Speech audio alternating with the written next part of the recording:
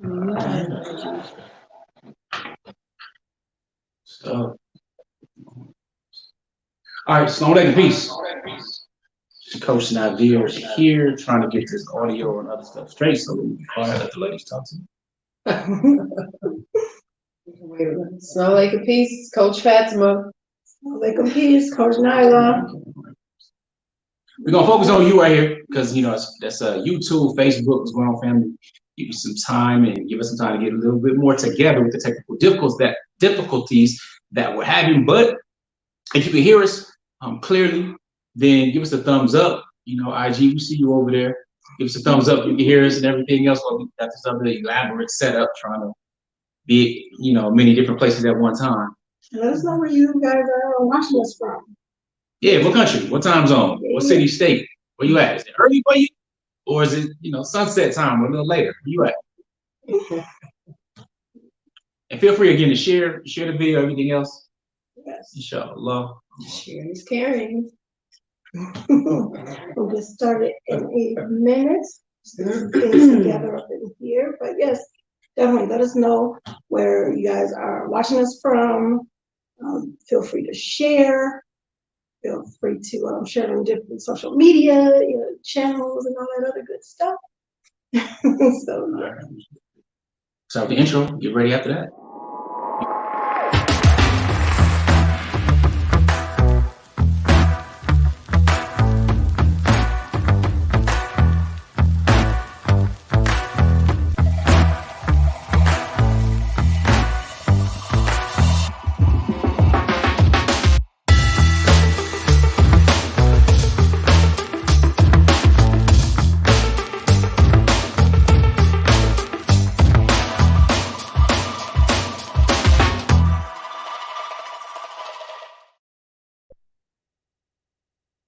All right, good stuff. So, good December 12th to you.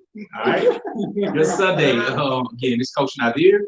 Coach Fatimah. And Coach Nyla. We are the founders of Outstanding Personal Relationships, as well as the authors of Let's Talk Polygyny Uncensored. So, today we wanted to go live just to really have a candid conversation with you regarding polygyny. We know that there are a lot of myths, there are a lot of assumptions, there are just a whole lot of stuff that hasn't been addressed, and a lot of people like to assume or figure things out on their own, versus at least asking people who are involved in that dynamic, who've been doing so for at least over a decade. And I think that's important because we need to know there's a lot of people practice polygyny. Many people don't make it past the first year, okay, let alone 5 years. But when you at least have a decade under your belt, you might be knowing a little bit of something, a little bit, you know what I'm saying, a little bit of something. So we're gonna be here with you. We're going to take questions and everything else. So if you are Facebook, YouTube, feel free to ask your questions. But note, when you do ask your questions, so that we can find them quickly, make sure you put a bunch of question marks like in front of you. So if you see on the bottom of the screen, put a bunch of question marks. We'll work to address them and get at them and so on. We'll be taking a few different breaks as we go on. We don't have a set time limit, but we're not going to be here like, oh, they're going to be 2-3 hours. Now, this ain't a clubhouse. That's, you know, we got stuff to do. All right. And we're in a different place anyway. So some of the people already shouted out, let us know where they're from. We see that Ahmed is in Norway representing. That's what's up. T. Jones, USA, Nashville representing. Shadila Sadiq in Sri Lanka. Houston in the house, H-Town. Vimo here. Yeah. Lamis was at South Africa. We see you. Dope Law, my man, what's happening? Alaikum assalam, rahmatullah. All right, so let's kind of get into it where we kind of share our stories for a little bit. For those who haven't had the opportunity of seeing us just yet, we haven't had the opportunity of really meeting in person. So let's go ahead and start there. Ladies first. We have nothing to say. We don't have anything. Usually when we're together, it's usually like, I'm Coach Nazir. I've been married to Coach Nazir. It's going on in my head right now, and then he just throws it on us. Yeah, because Coach Nazir been talking the most already so much. I don't want to be the one talking the most. So, yes. Or doing the most. Indeed. So, yes. All right, y'all. You didn't ask me. Some of you asked me, you know, who am I in the can't say, I won't say it's stable because some people have said it to me. I'm like, I ain't no stable because I ain't a horse. But I'm the initial wife of Coach Nazir. For those of you that are new, been married 26 years, been a mother, coach for a lot of that time. Somebody even asked me why I sit to the left of you all the time. I'm like, y'all, because people can kind of get me and my co-wife switched up in the name, so we just decided this is the seat arrangement. It's nothing. There's no big giant philosophical answer. This is just so everybody knows I'm to the left, Coach Nyla is to the right, but I don't go left. Now, with that said, at least not on y'all. With that being said, I wanted to do this work, and I think the three of us wanted to do marriage coaching and counseling, especially in polygyny, because there's not a lot of positivity out there in that regard, in that arena. And we don't have enough light shed on polygyny, so we wanted to be that voice, or, you know, the beginning of some of the change, you know, toward positivity. So we want to open up this floor so that it's safe for people, and it's a safe space to talk, but not a safe space to be disrespectful, because, you know, I make time, honey, but I think the three of us will. And we say that because there's so many people that are, you know, they're in silence about it. They're, you know, in secret about it, because there's so many things that are being said, and it's so reckless. And I always say, you don't have to hit me to cause violence in my life. You speak it out of your mouth, so that we don't do that here. And if we do, like I said, we will address it, but let this be a safe space for all of us to communicate and share and ask questions, for people that are serious, and not just curious. But if you're curious, drop your question in there. Respectful. Coach Nyla, again. Coach co-wife, Coach Nazir. Been married in polygyny for 11 years and counting, alhamdulillah. You only see us right here, but the three of us. However, it's a big tribe that, you know, that we're part of. 12 children. So yeah. I can't say much because, you know, it's pretty much a similar thing what Coach Nyla said. This what we do is, you know, I mean, labor of love. Yeah. It's not always easy putting yourself out there, and us putting ourselves out there, our lives, and ups and downs and all that other good stuff. But we had to make a decision. As Coach Fatimah said, there was a lot of negativity, not a lot of positive things being said about polygyny. A lot of misconceptions as far as that.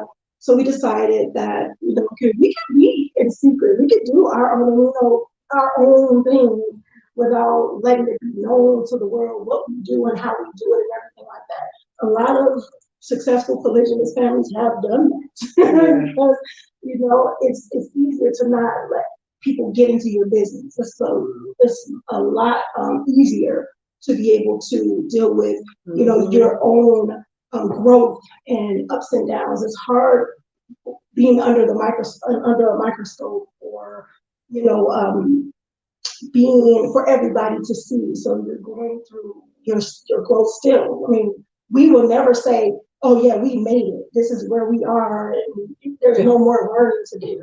You know, so being good coaches, being outstanding coaches, meaning that we're constantly learning, constantly growing, constantly sharing the things that we have come across, things that we have learned, things that have helped us and help us become where we are, because year 1, 2, 3 wasn't like what you see right now in you know, year 11, chapter 11, and all that other good stuff. But knowing that it's worth it, knowing to stick and stay, knowing that when you see that growth is happening, that, you know, everybody is on their own journey. So learning those things, we have to figure out, we can keep that stuff to ourselves, just continue our growth journey and just do our thing, or are we going to help? Are we going to help other people who we see are needing of the help, needing of the assistance? Because when it comes down to it, there was not a lot of stuff out there when we, you know, encountered polygyny or embarked on polygyny or, you know, became this polygynous union type of thing. We didn't have a lot of things that tell you, you know, things about how to, you know, deal with emotions and the ups and downs and blending families and transitioning and things like that. So being able to take the knowledge, you know, and take the lessons that we've learned to share them is like a great thing that we're doing. And it's, you know, I enjoy it. I get tired sometimes. And it's tired of that. It's a lot of work, but it's meaningful and it's beautiful. And inshallah, God willing, you know, this will be written. And I'll get all the blessings. Indeed. So my take on it might be a little different, or just for clarity, because we were not looking to get into the space, but like both just said, there was such a need for it that once we got to a level and we're good, we looked at re-engineered what we've done. We utilized a lot of the knowledge, we amalgamated it together so that we could see, you know what pillars or what were the ways we turn things around to be the way we want them to be. You know, how do we have to grow specifically? All right. And then again, we have to weigh whether or not it's worth sharing the information to benefit others versus just benefiting ourselves and being absolutely fine with it. Or give information to others and deal with all this other stuff, or just keep quiet about it. You know what I'm saying? So we chose to bring some light and share some light on what other people are scared to. We're going to untaboo it, if you will. We're going to untaboo it. It's a taboo topic. It shouldn't be. It's simply a form of marriage. It's ancient, but has a lot of modern day solutions. All right. So if this was an option or a known option, then there could be a massive change in our society. And where I come from, Black man in America, there's a whole bunch of situations and things that have been going on. And I think, like Dr. Claude Anderson said, you know, we don't need people that don't recognize that there's a war being fought against us as a family. So with that being said, that is how we really came apart to form outstanding personal relationships. Not average relationships, not good relationships, but outstanding, because we believe that you shouldn't be average. Nobody goes to school like, I'm striving to get this C. I just want to be average, have an average life, and just live average, drive an average car, live in an average house. No, not really. Unless somebody's already crushed your dreams. Because as children, I remember having posters of Lamborghinis on the wall and all kinds of stuff, right? Now, you know, I'm more mature, don't prefer Lamborghinis, but there still are some luxury cars that I enjoy. You know, it's part of maturation. Nevertheless, we had big dreams, is my point. So we didn't strive to be average. You know, and like I say a lot, you know, average is the top of the bottom or the bottom of the top. So don't strive to be average, really to be outstanding. So we went together to combine our minds, if you will, and put out best practices. So there was a question and a number of different questions. We can see them again. If you're just joining us, post a bunch of question marks for your questions so we can recognize them easily. We're going to be answering some back and forth. So one question I think my man, Dope Law, asked. He said, Coach Fatimah, you mentioned spending thousands of dollars on self-help education and courses, I believe. What courses and programs be had? I don't know what that means. Maybe it's a misspelling. I don't know what it means.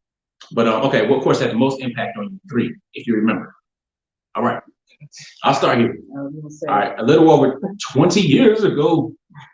Yeah, you see these grades? They're coming. Show my age. Well, yeah, listen, a little over 20 years ago. A little over 25 years ago. I had some people that I came across, some different individuals and businesses and stuff like that. And they opened my mind to different ways of marketing. And in marketing, my mentor said, listen, he said, Nazir, leaders are readers. You need to be reading in order to change your mindset to be successful in any area of your life, right? Now, I was like, just show me what to do, tell me what to do, and I'll do it. I wanted that, right? But he was like, nah, it's not that simple. He said, you know, life is made out of art and there's the science. And 80% of it is the mindset. 20% is just the mechanics. Then later I learned he was talking about the Pareto principle, the 80-20 rule, a lot of us call it. So if we were to name courses, I'll give you an example. One is Experts Academy. Experts Academy was a $2,000 course that had a live component. So we would spend thousands to fly out to California, what is it? Santa Clara, California, and go out there. And what rooms are about $250, $300 a night. You know, if you do VIP, that's an extra $1,000 upgrade. Of course, it's not including the flight. So by the time you're done with that one training, which is 4 days, by the #1 coach in the world, all right, Brendan Bashar, then you've already spent $5,000 just on that one. We went to that multiple times, but they've been 4 times extra schedule, at least 4 times. Okay, High Performance Academy, you fly down to San Diego, same trainer. You have Unleash the Power Within, Tony Robbins, tickets with a comma in it, individual tickets with a comma in it. There, right?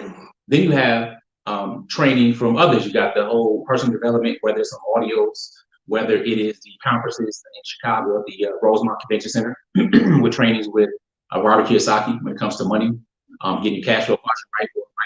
It's part of his team. Or Donald Trump was there at the time. This is way before the presidency stuff, 2006-ish. You know, going to different events, investing in ourselves, learning a lot of these different things. So when it comes to John C. Maxwell trainings and courses in Chicago, we would have them out there. 2-day weekend events for those are only about $250, $300. But you got to, you know, still consider the traveling, the staying over, the meeting with the teams and so on, and the equipment. That's the 17 irrefutable laws of leadership training yet out there, the 21 irrefutable laws of leadership, winning with people. So we can go down this whole list, right, and literally get over $10,000 quickly. Like what I just shared with you is already over $10,000. All right, that's investing in yourself. That's giving tuition in yourself so that you get the proper ideas, the strategies, and tactics. These are not the same thing with how to set things up in life. And that's just a part of it. That's not any of the hundreds of books, man. I could just start rattling off books. But these things mean nothing if you're not committed to the process. See, here's the challenge. We like to overestimate the event and underestimate the process. So we can look at and underestimate wildly a 5-year plan or a 5-year goal and overestimate what we can do in 12 months. All right, the difference is how you think. See, if you want to make, a lot of people say, you know, I want to be my own boss, right? Okay, cool, that's cool. You can work from home, be your own boss. How much money you need? A couple thousand a month. Great, but that's a smaller mindset that somebody says, you know, I need to make 5 figures a month, I need 6 figures a year, which is an absolutely different mindset that says 7 figures a year and then 7 figures a month. You have to grow at each level to the person that says, look, I'm gonna be a billionaire. I need to, you have to grow and you have to stretch. And I'm using the financial one because it's easy to measure. But the point is you're stretching every part. It's kind of like a rubber band. The farther you stretch it without breaking it, it will never come back to its original size.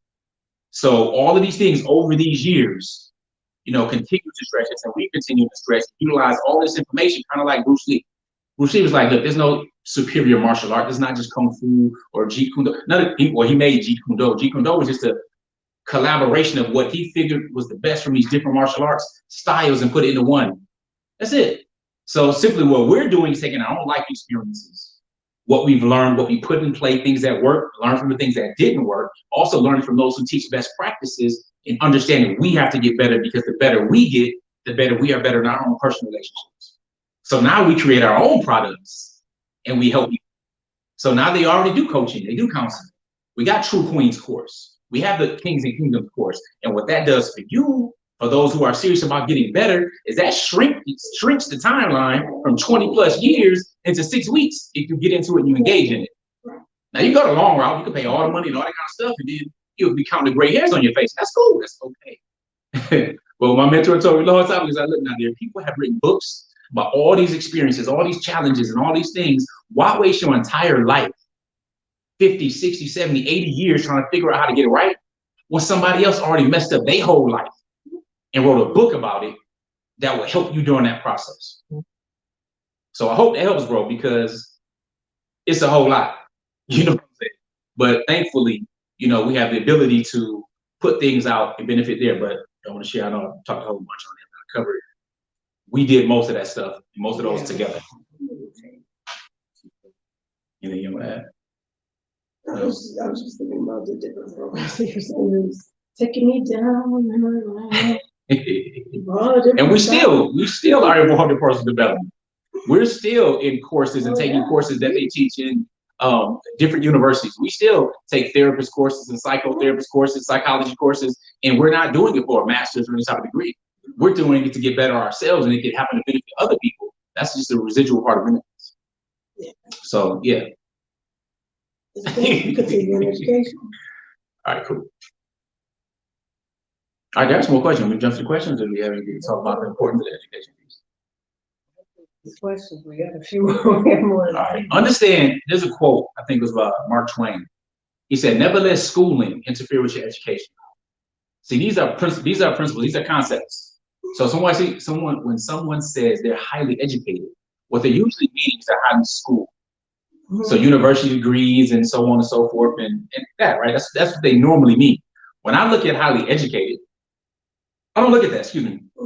And one of the reasons I don't is because one of the first books, one of my favorite mentors recommended was Think and Grow Rich by Napoleon Hill. The original book, the book that Most Def was holding in the video with Alicia Keys. You don't know my name, I think it was or something, right? The green book, the green and white Think and Grow Rich. Because in that book, it came with the 13 principles that the most wealthy people on the planet have at that time. Those principles don't change, they're timeless. Very few had high education. When we talk about Marcus Garvey, somebody who never went to a high school, like he would have got that power and those ideas and that strength from a school system that's designed to make you good soldiers and obedient employees, because it's based off the Prussian system. All right. So Think and Grow Rich really amalgamated a lot of that information and showed me that it's about your thinking. And people think differently. I mean, if you travel, you'll notice that right away. So, you know, prayerfully, that part helps right here. We won't jump to some questions because getting off to a tangent. But that's good. If y'all can hear us, we good. We on point. It's a thumbs up or something. All right. So, and where y'all from too? Those who join later, where y'all at? We got Houston here, Baltimore, Sri Lanka, Norway, Nashville, London. Ahmed, the book gonna be out shortly. We'll let you know. If you're on our email list, you're gonna know first. Now, those who register first and everything, gonna get bonuses. So if you're not on the email list, I mean that's cool, but you know you probably should be on the email list because they get dug up. How can a woman know whether the man she decides to marry is fit for polygyny? What say you, ladies? I mean, in a way, because it's really interesting. How can a woman know whether a man she decides is fit for polygyny? You can't. I mean, that's kind of like the easiest answer. There are men who are fit for polygyny that they don't even know that they're fit for polygyny yet, because it's not okay. You're born as well. It's like okay, you're born to practice polygyny. So it's about being able to have these leadership qualities, having this mentality of wanting to grow, this protect, in order to protect, provide, and as Coach Nazir says, practice personal power.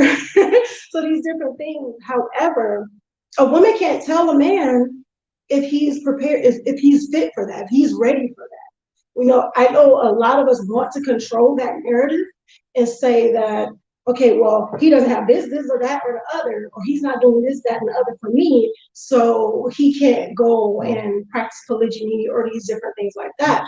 However, when it comes down to it, when we talk about minding your marriage, and all marriages are not created equal, as far as how the dynamic will go. You won't be able to say that your marriage is going to be what your marriage looks like. And if he happens to be fit enough, meaning that he has these qualities in order to do that, and you are still, getting your rights and everything like that, it's really not, the woman's place to say if he's fit or not to practice polygyny. So that was a long answer. Short answer is that you won't know. I'll speak to that. Knowing if he's fit to, of course, it's not your decision. However, I look at if, for example, personally, I look at, is he consistent or is he consistently inconsistent? Because typically, if that's the case, he might very well be inconsistent in that area, polygyny. One thing about polygyny is that you have to have structure. And some people shy away from structure, and they run from it. But if it's something that they implement in their daily life, it might be a little bit easier for them, even though it's not easy. And of course, like Coach Nyla said, you can't control whether he practices it or not. I'm not sure if that's what you were saying, or you're just saying from, just observing him. How would you know if your husband would be able to do it? Not that you're trying to say he can or cannot do it. But one thing I would look at is, what does he do in his day-to-day life? Is he consistent with his family? How is he treating his family? How is he hunting and gathering? How is he providing? Is he consistent with different things? But with all that knowledge, you must know full well that the man has to still have the room to make mistakes and learn as well. Even if he gets in polygyny, it doesn't mean he has it all figured out, nor should he have everything figured out. We didn't have everything figured out in an evening. So we can't set that same standard toward men. I think a lot of times we've heard, even as counselors and coaches, that, well, he did it, so he needs to figure it out, or he did it, or he needs to fix it. And that's a lot of pressure to put on someone. And then I think about, as a wife, would I want someone to put all that pressure on me, and just seeing different sides and perspectives and stuff. I don't like to, tell people, well, you must be perfect if you're going to practice this. I want perfection, or I'm going to make it hard, or I want perfection. I want you to fix everything. No, that's not how this works. And a lot of women I've seen, and I said what I said, a lot of women I've seen put this pressure, and are coached. Coach Nyla has coached and counseled them as well. It's not realistic to not think that if your husband does practice polygyny and wants to go into it, there's nothing for him to learn. He should learn it all before he does it. So that's what I have to say about that. Just kind of look at, and even if you look at that, it's still his decision to practice it or not. But to be understanding of the pressure that comes with it, you may benefit. I'm telling you, speaking from experience. Oh, I want just one quick thing, because I'm about to tell you, think about that, what she said. Being consistent and these different things like that. If he's married and he's doing these things consistently, that polygyny is a form of marriage. This is the thing where I think, it's other things that's involved, meaning that there's extra responsibilities and things like that on him. However, it's still a form of marriage. So if this is a man who is married, and he's you married this person because you've seen this leadership, you've seen these things. That's my part when I make the comment about, you can't say whether he's fit or not when it comes to that. Because if this is a person who you saw fit to marry because he displayed these leadership qualities, he did these other things because he realized how important it is to be committed, as a husband, then polygyny is just another form of marriage that he just have more responsibility for. But that's what he has to decide. If he's fit enough to take on more responsibility, then, I guess our say so, if he's able to take on more responsibility or not. Well, I've had the question asked to me real quick, many years ago, did I think Coach Nazir could handle it? And I said yes. And I was young when I said it. It was in a circle of women, so the conversation was there, but I judged it based off of what I saw him do. But it wasn't my call to make. But if you're asking, specifically what my experience has been in those conversations, then I was able to say yes. I didn't know how that was going to happen. I didn't know when. I didn't know none of that. I just kind of observed who he was. And then you have other women that were in this circle saying, no, our husband, my husband can't even remember the birthday, the anniversary. I was like, wait a minute. Don't throw that on me, because even with 10 kids and 2 bonus children, he remembers all their birthdays. So it was a really light conversation, but I was asked an honest question, and I said, I'm being honest with myself. Yeah, I think he could do it. I didn't know how though, but I didn't want to lie on his character either and be like, no, he can't handle it. But he could. If I was being honest, he could. And an elderly sister in our community said, and he should. She was like, that's no.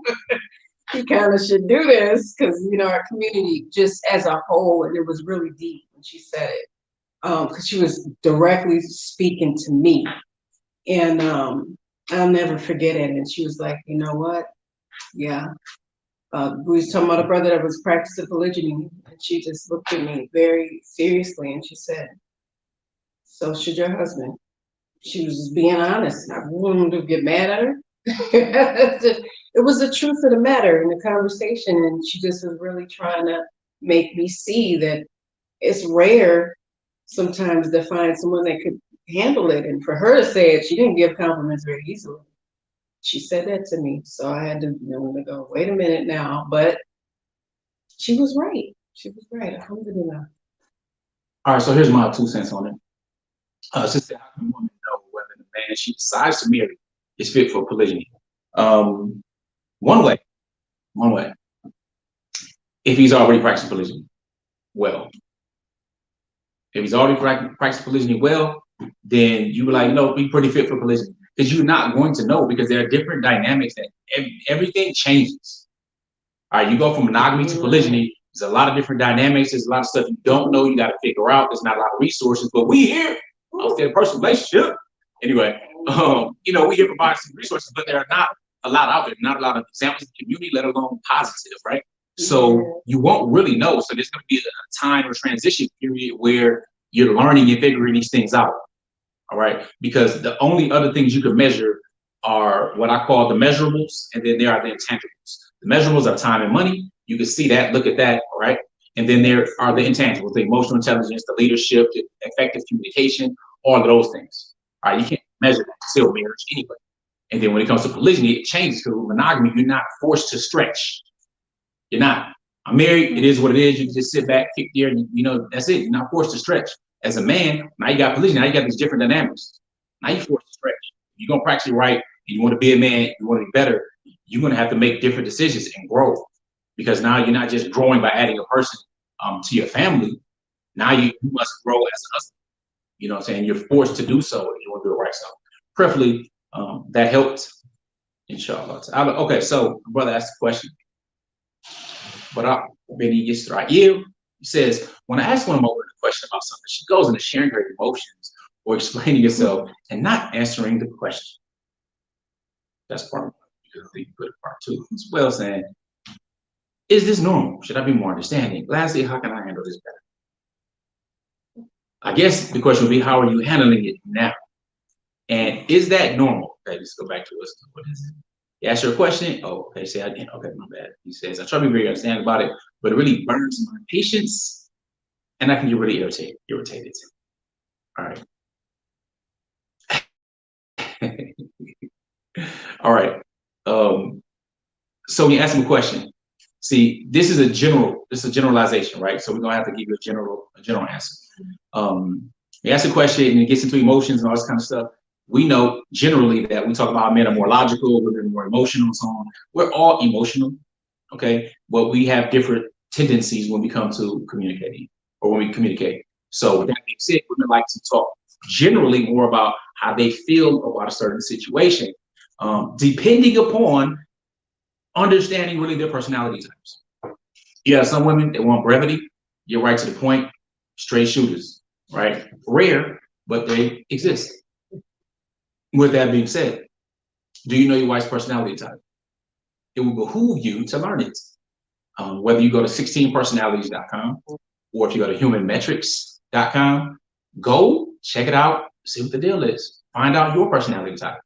All right. Now, that's the MBTI or the Myers-Briggs typology indicator. Again, not trying to get all into the science education stuff, but I like it because it's about 80-85% accurate. Nobody's just put into a box just because they have certain personality type, but you'll understand what pushes the button, why you like certain things, and so on. And it's really, really nice. Get science back. So find out one of the personalities. Two is that you may have to ask the question better. You have to ask the question better. There are many different ways to answer questions, being direct, going around, and also ask yourself, what is she trying to tell you? You may ask a question and she's trying to tell you the answer to the question, but you have to actually read between the lines or get what's being said. That goes with active listening and being able to be open and honest and ask the question specifically about listening. You know, I want to know such and such or how you feel. She's talking about how she feels, how you feel about this or this. And if you can say it in a paragraph so I can really get it, you know, that goes, I don't know what movie it was, but he's like, explain this to me like I'm a fifth grader. So you can take a complex idea and simplify it so that a fifth grader can understand it. Sadly, many adults aren't even smart as fifth graders, but that's a different conversation.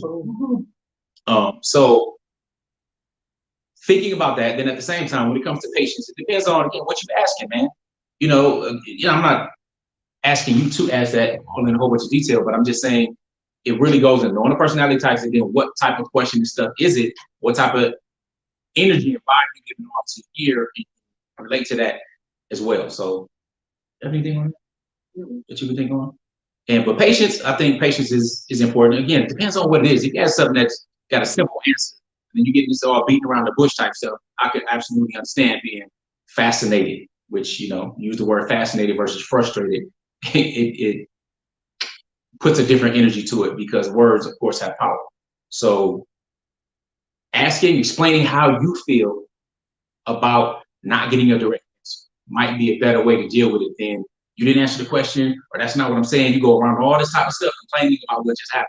So if she's explaining how she feels, why not match that same energy explaining how you feel about not getting a clear answer, because that's hampering you from either doing one way or another or thinking something or whatever the question or whatever it may be. Again, it's general, so that's just a general part. Then the other part goes in, and when she's speaking with you, many times she's not looking for an answer or a solution for you to fix anything. She just wants to feel heard.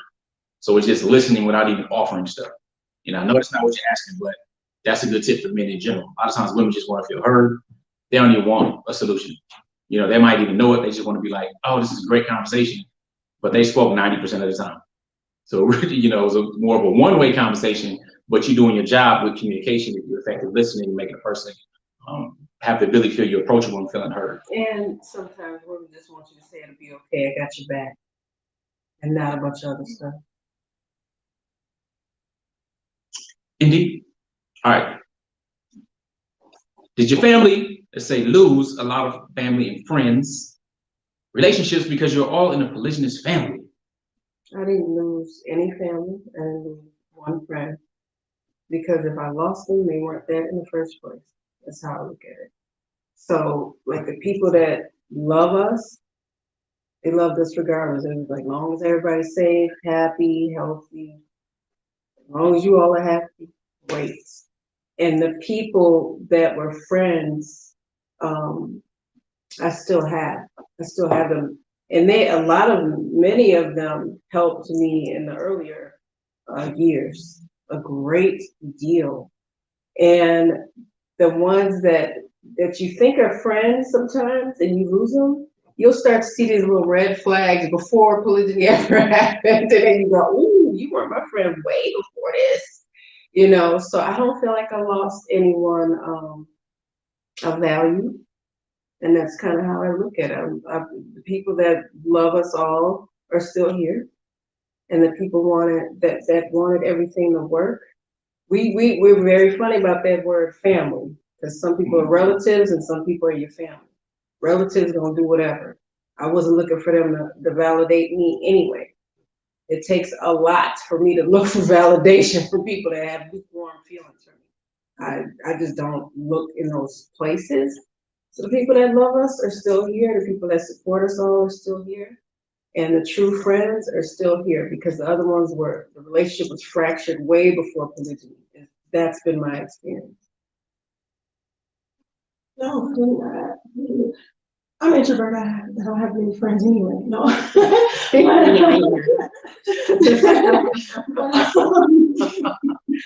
No, the interesting thing is I didn't lose any friends. I gained people who understood a lot more. Now it took some time, and it took teaching people about polygyny and what it looks like and what it's about and everything like that, where people became more understanding. even though it be something that they'll say, you know, I don't understand it, or this won't be something I don't think I can do, or anything like that. It wasn't, after a while, it became very, they just became understanding to the point where there was no disrespect, because you had it before where it'd be like these little, these little side comments or whatever, little jazz, people who don't really understand, or they think that, you know, people will try you, and not on purpose all the time. I try to give people the benefit of the doubt. So, you know, you don't have people, you know, they'll try you, or they'll see where you really are. Are you really good? Are you really good? You know, kind of How are you how you doing? So you start doing that, and then after a while, people say, "Wow, this is, you know, you're doing this thing, and I'm seeing more, and I'm understanding more, and I'm learning more." And I realize my relationship is crap and trash. I know not what I'm just saying, but you know, people who really in my life, you know, as far as relatives, family, whatever, realize that it's like, wow, this is a different form. I don't know if I'm mentally capable, emotionally mature enough to handle it, but watching it from a distance and seeing it that way and learning new things, I can respect it. And I can respect it in a way where I don't look at it as what I thought it was in my head. So I think that it's been more of a learning experience for other people around me, and those who's been around me, they're still around. Those who are, you know, are learning, they're learning, and they accept it and love it. And you know, I mean, it's either, you know, it's whether they love it or not, it doesn't really matter to me because they're not living my life. However, to hear the beauty of the growth that they're seeing in themselves just by being around me or hearing about our, you know, marriages and things like that is a beautiful thing. So yeah, I think I've gained more. I gained more. I don't think I lost anything. I know I haven't lost any friends because the few that I have are still around. All right, so I'm gonna ask a question too. Did your family lose a lot of family and friends? Relationships, because you're all religious family. A lot of men would envy a man and be jealous of a man because he has multiple wives. So, me, I'm an introvert as well, right? So I didn't have a lot of friends. All right, and then I was very peculiar and picky about people anyway. Now, met a lot of people, had a lot of people in, you know, different circles, trained thousands of people and so on, being a leader in business and so on, but still, you know, an introvert. So my circle always been small, almost like a dot, right? And the same people, you know, Muslim or not. I mean, I go back to, you know, I came from the streets. I was the one who said by the time, I was one of those who said by the time you're 21, you be locked up or dead. So I can appreciate and know the mathematics of different things. So if I'm watching BMF, I know what they're doing and they talking about. I know the terms and the mathematics. I know that stuff. That's where I come from. So whether it's stuff with, you know, dealing with loyalty and respect and so on. I mean, I give an example. I have a cousin. I forget my cousin. Well, I have a cousin. He gets out in 5 years. He's been locked up for the last 25 years. All right, this is one of the first people that betrayed me way back, you know, as teenagers. And I didn't learn this till I was visiting him and stuff like that after he became Muslim. He was locked up. And he started explaining all this stuff. Man, really, you really felt like, bro, he was 8 years old. You know what I'm saying? So he went all the way back. In Coach Fatimah told me, you know, as a teenager, a lot of stuff, right? Now, the reason I said forget about him is because one of the guys he got locked up with just got out. All right, 25 years, just got out. They got locked up when he was 18, 19 years old. You know what I'm saying? But some of the people that I knew from back then, you know what I'm saying, that are still living, that are not locked up, we good. You know what I'm saying? But I still have people from, you know, from that line, that's less than 10 folks that are in that circle. You know what I mean? So it wouldn't matter to me one way or another because, as the famous poet Sean Carter said, when you cut the grass, the snakes will show. So if you have an issue with me, and many had an issue just when you become Muslim. Like, you know, some of my old homies, like, they wasn't believing it, trying to, you know, pull me out here, there. And I'm like, bro, you sound just like the Tupac song. You heard it, I ain't mad at you. I'm that Muslim dude. That's me now. You know what I'm saying? So now relatives, it didn't matter to me either because I was already written off when I changed my life. Once I chose to be something other than the Christian, then, you know, a lot of them had already written me off anyway. Even before that, it was like, yo, by the time I be 21, you locked up and dead. These are my relatives. You know, so it didn't matter to me. Now, with polygyny, are people jealous and so on? Yeah, you know, those are weak dudes. It is what it is. You know what I'm saying? It doesn't matter to me. You don't feed my family, you have no impact. So it really doesn't matter from that perspective. Do people act funny or whatever? Are there certain cookouts we were uninvited to now because you practice polygyny? Like, man, polygyny is the original COVID. It's the original COVID. It's social distancing from you and your family, bro. You know what I'm saying? Which is a good thing, man. I'm telling you, I give an example, another example, just real life stuff where the cost that you pay saves you so much. All right. If you've ever dealt with somebody, I dealt with my uncle, right? So I had this uncle who does construction and roofing and all that kind of stuff, Jeffrey Butler. So my uncle in Milwaukee, Wisconsin, I hired him to do a roof for me for one of my rental properties. He did the roof, stuff like that. I paid him more than what he deserved, but he got it done. So I also hired him to do siding on a different property. So he half did it. I gave him his first payment, stuff like that. I told him it was going to be 3 payments. This is how it's going to be, blah, blah, blah. He got the first payment, disappeared. I had to hire somebody else. So either I would go to court, sue him, put it all out there like that, or I'd be like, look, Uncle Jeffrey Butler, thank you. Jeffrey did it right. Thank you. Because the money I paid you saved me all the time to ever deal with you again. And it's worth it. That gives me peace of mind because this little bit of change that you got, let me know we good. I never have to deal with you again. And I knew it. I was giving him a chance. I'm the one who became Muslim, changed my life. I remember being assured in what they were smoking and what they was doing and what they was stealing and things like, I remember these things. Like, you know, my memory don't go away, but I was trying to go out. So losing that little amount of money, a whole lot of peace. So imagine that you're trying to do righteous, you're trying to do right, you're building a family, and you ain't cheating, you ain't bringing these bras in. That's just all normalcy in other relationships in general, at least with those I'm related to, right? So yeah, this being different. This is like, dude, he actually got to go ahead and take care of his family and his children, all this kind of stuff. He ain't just doing what we doing. Yeah, you're right. We not. We pro morals. You know what I'm saying? So when the snakes show, it's all good. It's no problem. People should cut their grass more often. You know, so prayerfully that helps, bro. That's part of life. I mean, I'm not friends with anybody that I can remember from like 2nd grade. I know some people that's still cool with me. We cool. But as you go on throughout life, you know, you want to go up higher on the journey, you have to take less stuff with you. And some people are going to choose to stay behind. And it's absolutely their choice. They're just there for a season. It's nothing personal. You know, we all headed toward the same grave. You know what I'm saying? Maybe ultimate different destinations. So it's good. It's all love. So I'm telling my uncle taught me, you know, that's a good lesson. I love that. That happened with 2 or 3 other people. Like, oh, this is all it takes? I'm going to lend you this money if you don't pay it back because you give me your word and you borrow from somebody got a big family and you ain't got nobody and you don't pay it back? Oh, man, I'll be rid of you for this. Thank you. Bronx Tale. He was chasing a boy for $20. And one of the OGs hit him in the head. Why are you chasing that kid for $20? It's $20 to get rid of him. You're chasing him. I'm telling you. I really don't care if they don't take y'all. I mean, that's fact. So, you know, prayerfully can help. So, he asked, Coach Nazir, what do you enjoy the most about practicing polygyny? I enjoy the most about practicing. I enjoy that it's a big family, that you have an opportunity to leave a legacy. So it's exponential versus linear. You know what I'm saying? It's exponential versus linear, and it forces you to grow. It forces you to grow.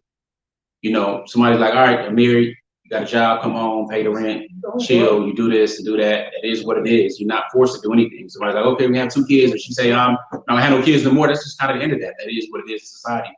With polygyny, you can grow, you can refocus on legacy, you can impart for the next generation. So I remember hearing somewhere that your children are the best gifts that you leave for the future.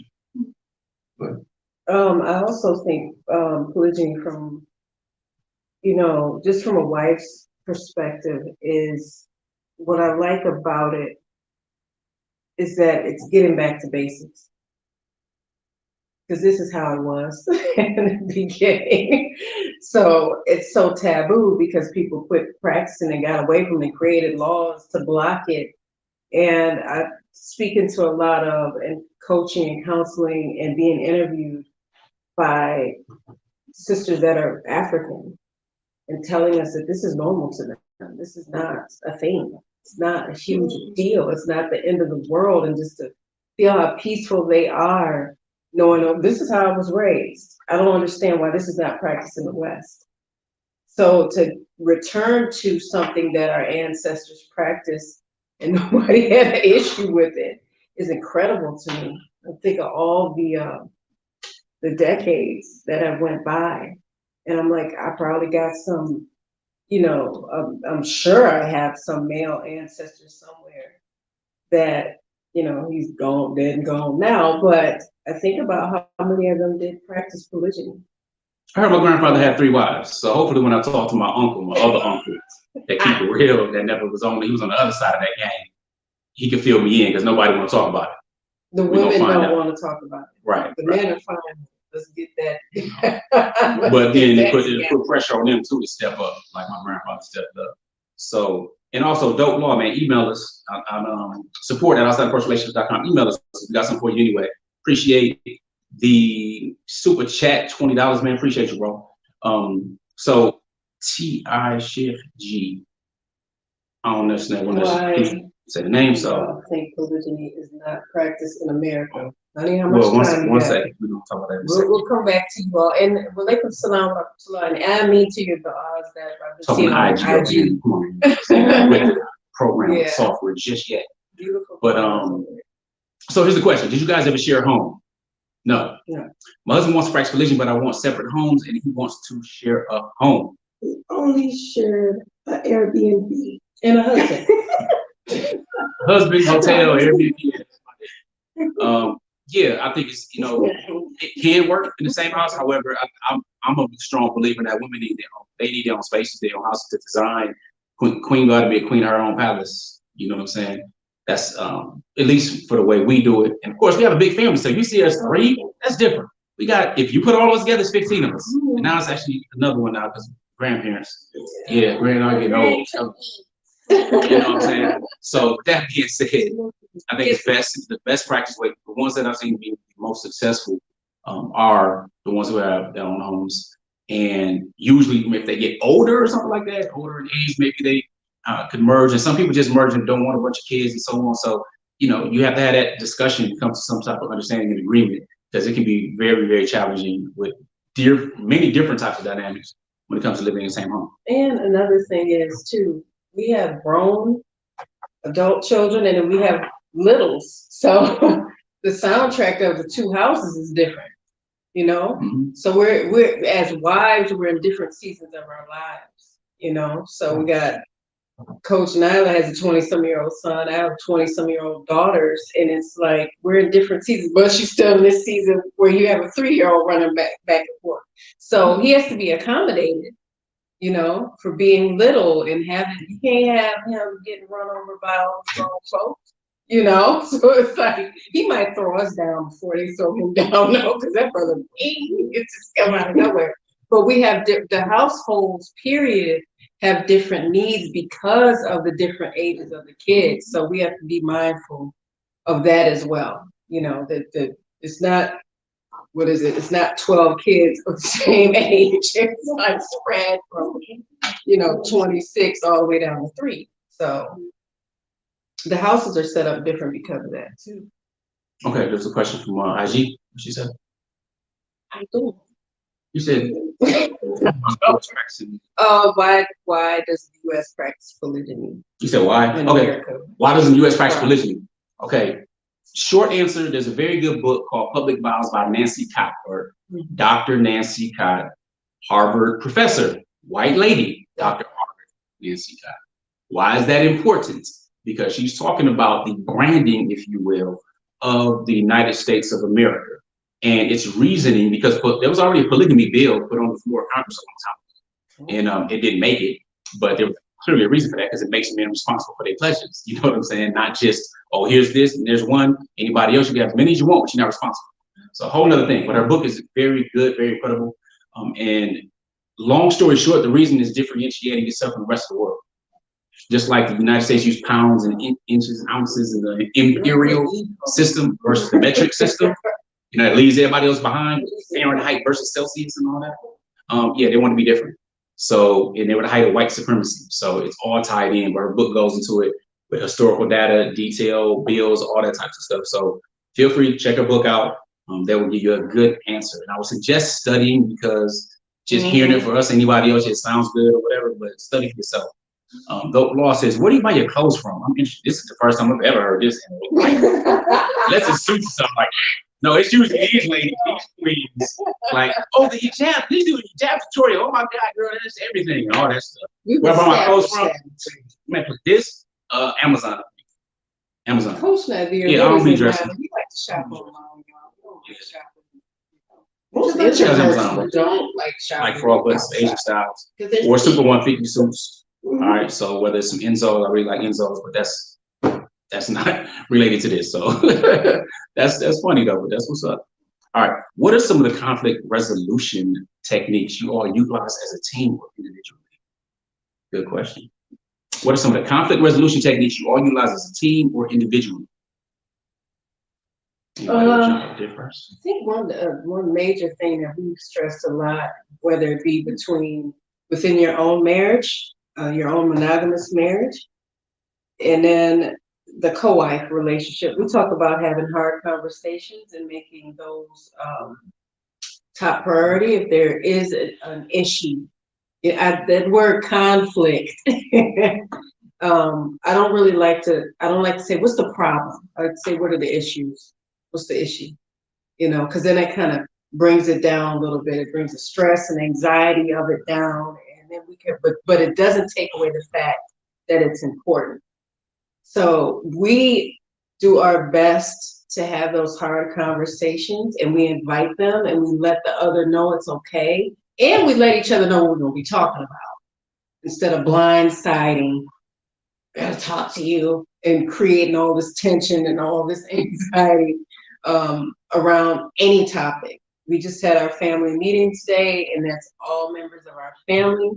Outside of the littles, they just kind of run around and play, but we'll talk about what are our concerns. Maybe not the conflicts, but what are the concerns? And that just makes, I really think those words that we use can make one person or the other feel less pressure, but we also, like I said, we invite those hard conversations. We say we need to have them, then we need to have them, and be willing to listen to everybody's side and be understanding. So that's a huge thing in our family, hard conversations. Yeah, I totally agree. And we brought up, just had our family meeting, and it just made me thinking of when you talked about, what conflict resolution tactics. We have a code of honor, and we follow that. And two of the main things on there that I think helps a lot when it comes to conflict resolution is seek to understand and then be understood. So, and as well as courageous communication. Just like Coach Fatimah said, and to be hard conversations, uncomfortable conversations, things like that. But just because it's hard or uncomfortable doesn't mean that they don't need to be had. And we also encourage that being able to have them, you gain clarity. And when you gain clarity, it helps you when it comes to figuring out what you do next. What's the next steps? So basically, when you are having the conversation, it's not just about you want someone to understand what you're going through or what you're feeling. That's great. That's all fine and however, when you're first coming into it, to understand what's going on and understanding the other party so they can understand you. That is one of my favorite, conflict resolutions, because I really believe that it allows us to be responsible for our own part in whatever it can be, as well as being able to be intentional when it comes to finding a solution. Indeed. Some of the things I do is I disassociate and I frame. So what I mean by that is, instead of getting absorbed in whatever it is in the heat of the moment, I try to disassociate. So by disassociating, the first question I ask myself goes back to mortality motivation.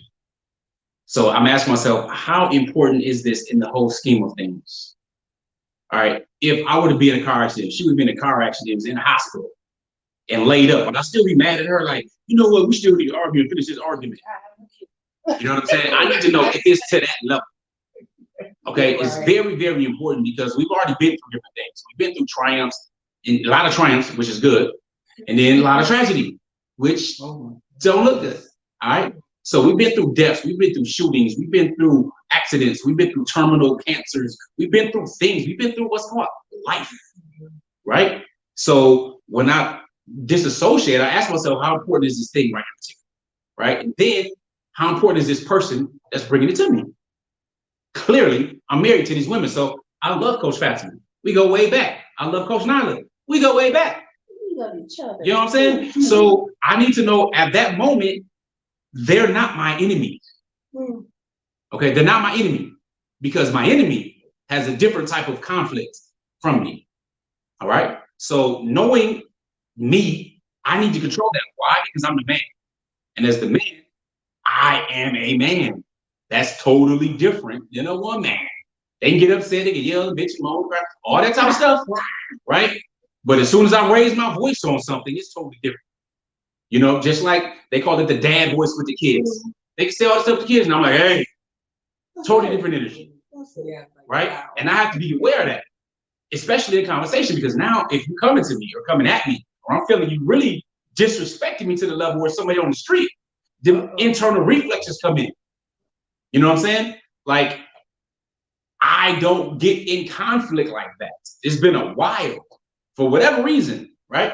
So there's a certain level of respect, and they know my core values, and I know theirs. So I disassociate, see how really important this thing is, and then I also ask myself the question, what are they trying to tell me?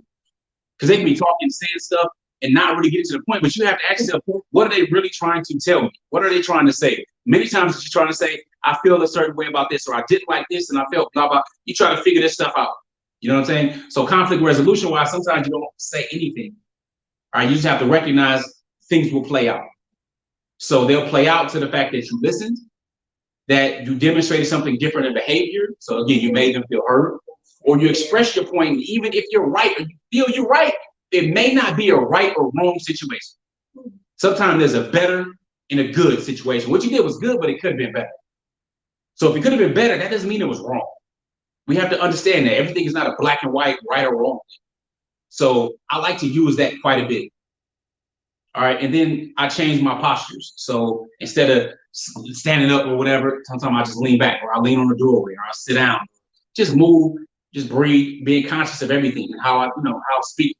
Because anger in and of itself, anger is neutral. Anger is neutral, but once you throw negativity in it, or you throwing venom at the other person, it's still the person that you love. You married to them. You know, if you have children, these are the parents of your children. What are you talking? It's the parent of your children. So what's up? I don't have the privilege of being not self-aware or not having discipline. All right. That's not where I come from. And that takes reading, learning, studying, questioning yourself. Because it's easy to jump off like a child. Easy. But as a man that wants to be a leader and so on and so forth, you can't get off your square. If I'm a man, aren't men the ones who lead people in battle? You don't have time to get off your square, get emotional, get taken off guard, because that will kill you. And it can kill your family and your relationships should you not focus on that discipline. So prayerfully that help. That's a whole training in and of itself. Thank you for the question, Ashton. You guys provided a lot. Let me see. I don't think it's a question, but my man's is.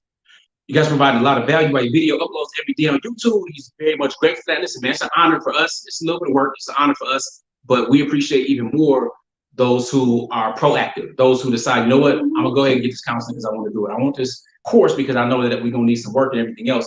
We like that because that really shows that people not only see the value, but they're investing in themselves. And we know that we're emotionally attached to currency and money and so on, right? We're emotionally attached. I don't care if it's $1. It's like, it's my dollar. You know what I'm saying? Because when stuff is free 99, people don't appreciate it. I got some of the best $1 million advice for free and didn't appreciate it at all. And heard the same information and style or technique and strategy that I paid for and had to take it. Like, man, just like if you're a parent and you're saying something to your child, they don't value it, but they hear from somebody else's parent or somewhere else, and they're like, oh, that's great. And you say, look at your kid, like, I've been telling you that. That type of stuff. You know what I'm saying? So, but again, we appreciate you all. If we have benefit keep us in your prayers and your dua. And if you're ready to go to the next level, of course, we have the different courses. And thank you for your du'as, Ajib. Over there. I really appreciate it. Okay, this is good. You know what? This is a good question. It's time to share. How long we been here? All right, we've been here for an hour. All right, so it's time for a commercial break. We'll answer this when we come back. Hey, literally, we're going to go on a commercial break if I can find what we're going to talk about, because it goes into what the sister's talking about. So,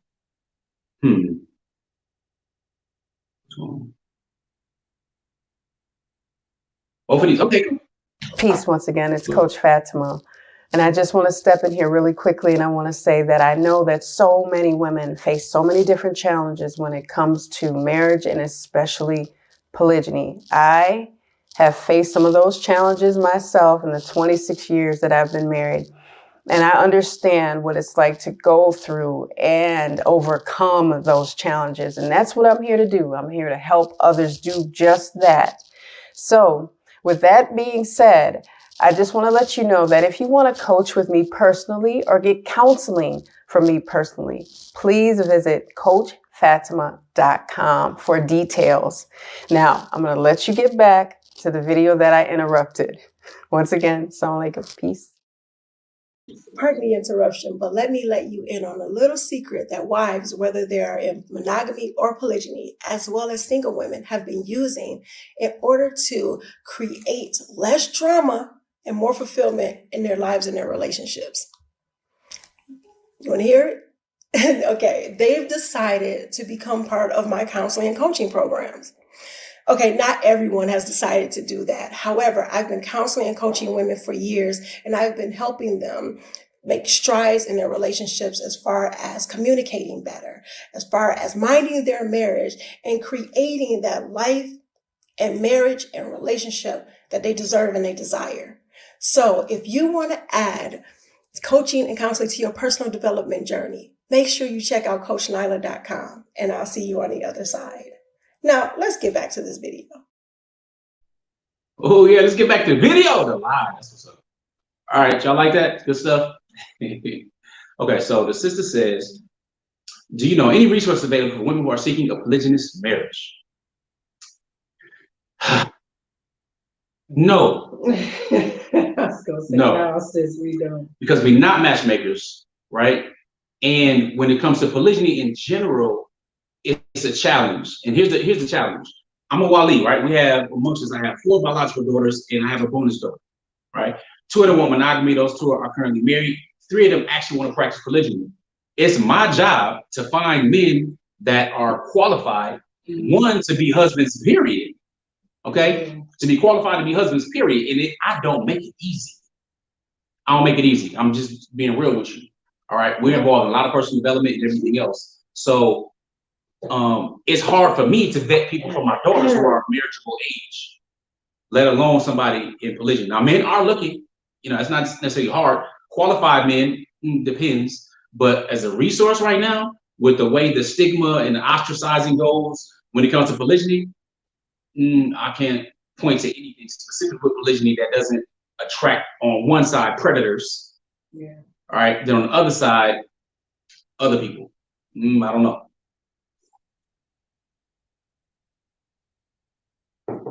Ooh, okay, so the brother says, Coach Nazir, what scripture do you read a lot or revisit often as like affirmations from you? I don't necessarily have any specific affirmations, but one of the ones that I love is in Surah An-Nishara, where it's فَإِنَّ مَعَ الْعُسْرِ يُسْرًا إِنَّ مَعَ الْعُسْرِ يُسْرًا. So when it says, surely with difficulty comes ease. All right, and with difficulty comes ease. So it's very important. It doesn't say after difficulty, it says with it. And we all go through things in life. I just got to talk about a number of different tragedies we go through, and it's just called life. So if you are really, really simple, right to the point, it's very succinct, right? So it's going to pass. That time is going to pass no matter what it may be, no matter the amount of pain that you have. Even at that time, you still will have some type of comfort, some type of peace. All right, as long as you happen to walk on trust in Allah, that's where we seek our strength from. We know we're also dealing with people who are not Muslims or whatnot. They're on their own journeys. But we know that when you understand that there's something bigger than you, and there's a whole systematic thing that you will ultimately have to die. All right. And you know that there's a reason for your existence. You appreciate a whole lot more and a lot more grateful for your health. You're a lot more grateful for your relationships and the things and the value you're able to bring and those who you learn from. And you take things a little bit slower, meaning that you're just more conscious. So that ayah in particular, you know, I really like that one because it gives hope at the same time, letting you know you're going to go through it. You know, so prayerfully, that helps you out, my dear brother. How's the reaction for family of reverts and how to solve it? Says J-Lo. What's the reaction for your family of reverts and how you deal with it? Well, I don't think it's necessarily a problem to solve personally. So basically, what's your family reaction to polygamy? You know, kind of like we answered before. My relatives' reaction, again, my relatives, they don't come to me. Nobody really comes to me. They're not bringing Nazir drama. I kind of repel it. You know, I don't like gossiping and talking. I don't really do that. You know, I didn't come from doing that before I, you know, became Muslim. So they don't really come to me with that. You'll get side stuff like, well, you know, I'm Team Fatimah. You know, it's the one I know from the beginning. Or who is this person? Or why did you'll get that type of side stuff? Or, you know, something like that. Is that something to solve? No, you know, maybe you're just joining what we talked about. When you cut the grass, the snakes don't show. You know, family is those who are already supportive, those who are going to, you know, correct you when you're wrong, those who love you, they want you to win. You know, they want to support your goals and the direction you're going. You know, relatives are just simply people you're related to. It's part of the gene pool. It is what it is. I mean, when you look at the facts and when you look at scripture, you recognize the first murder was committed by somebody to his own brother. All right. You also recognize that there were a band of brothers, 12 of them to be exact. They had different mothers and they were jealous of two of his mothers, and then, you know, try to sell him into slavery. He ended up going to Egypt and everything and being sold into it. Became the Department of Agriculture minister, saved millions of people just with his story. That's Prophet Yusuf, Prophet Joseph. That was his own brothers. You had fathers versus sons. You had Prophet Noah with his son, who chose to disbelieve and not follow his message after preaching for hundreds of years. You have Prophet Abraham, right, with his own father, building idols, the drama that happened there. You had issues with Pharaoh and his wife Asiya. She was righteous and he wasn't. You got Prophet Lut, or Prophet Lot, as they say in English. Then you have his wife, who was punished in Sodom and Gomorrah, right? So we have all of these different examples of family and the different dynamics that was going on. But the thing that will save you better than anything is having talk. Because the story of Prophet Noah, alayhi salam, or Prophet Noah, showed us that when Prophet Noah said he asked Allah Ta'ala to save his family, and he saw his son, his own DNA, who he thought was his family, his own XY chromosome drowned in front of him during the flood. And Prophet Noah was confused, and he had, you know, pleaded to Allah that I thought you were going to save my family, because he thought his son was his family. But Allah Ta'ala corrected him and let him know, no, he is not of your family. And we know in the Quran, Allah Ta'ala says, إِنَّمَا الْمُؤْمِنُونَ إِخْوَةٌ. Really, the believers are nothing except brothers. The believers, our creed. And again, we're not preaching Islam to you or proselytizing, but we're letting you know some of the lessons that we get and you can get from scripture. This goes across most scriptures anyway. All right. But understanding in the believers are nothing except brothers means a lot. That lets you know, no matter their complexion, their background, no matter where they're from, what language they speak, we pray in the same direction. We pray to the same Lord. We understand his attributes and we want the same thing, which is to win, which is ultimately Jannah, because we ain't gonna win here. The earth is a perfect mix of paradise and hellfire. You know what I'm saying? So we don't, you know, you can have that respite. You can have a little bit of good time here, but we all know life is going to end. So with that being said, that helped me with my relatives versus family. So I've gained a whole lot more family. My children don't have grandmothers, so to speak. My mother's still alive, Coach Fatimah's mother's still alive, Coach Nyla's mother's still alive. But when I say they don't have grandmothers, they don't have those women who act as grandmothers, who love their grandbabies and treat them in a certain way and aren't proactive in their lives, that aren't seeking them out to love them and everything else. That doesn't mean they don't love them. I'm not gonna say that. But I can say that we've been given a lot of grandmothers in the community though. So when we look at it and say, you know, a Sister Miriam, for example, no blood relation whatsoever, but does all the grandmotherly things from putting them to sleep, to holding them, to kissing them, to getting them gifts and all types of stuff. And Sister Lathea. You know what I'm saying? Right. So the sisters from different, so that's family. My children don't have grandfathers. Period. My father passed away, rahimahullah, in 2006. He was Muslim. When did your father pass? It was 2013. 2013. Coach Fatimah's father passed. Coach Nyla's father don't really be around. You know what I'm saying? So I don't have grandfathers. But we got Brother Will. We have Sheikh Zachariah. We have brothers that come and they be their grandfathers. So whether they taking them out shooting, teaching them how to rock the AR, or they taking them fishing, or they teaching them survival skills. That is family. You know what I'm saying? A lot of uncles, a lot of granddads. So we're not missing. They just been replaced with better. And we're grateful for that. And we still give our relatives our rights. They still live and they still, they get their rights and stuff like that. But you best believe my brother, my only brother that's living, my other brother passed, rahimahullah, he not about to take my sons nowhere. We relatives. We not family. Big difference. We communicate, treat them kindly, but we gonna be real with you. We're gonna keep it 100. It's not family. Understand the difference and save you a whole lot of unnecessary stress. Because we headed, inshallah ta'ala, to a different plane, if you will. Inshallah. Got quiet. Oh, I don't know if y'all hear that band. I don't know where y'all are. Some people say, good morning to you. It's Isha right now for us. So yeah, we're traveling, in case we didn't already mention that. All right, so let's go. Let's see.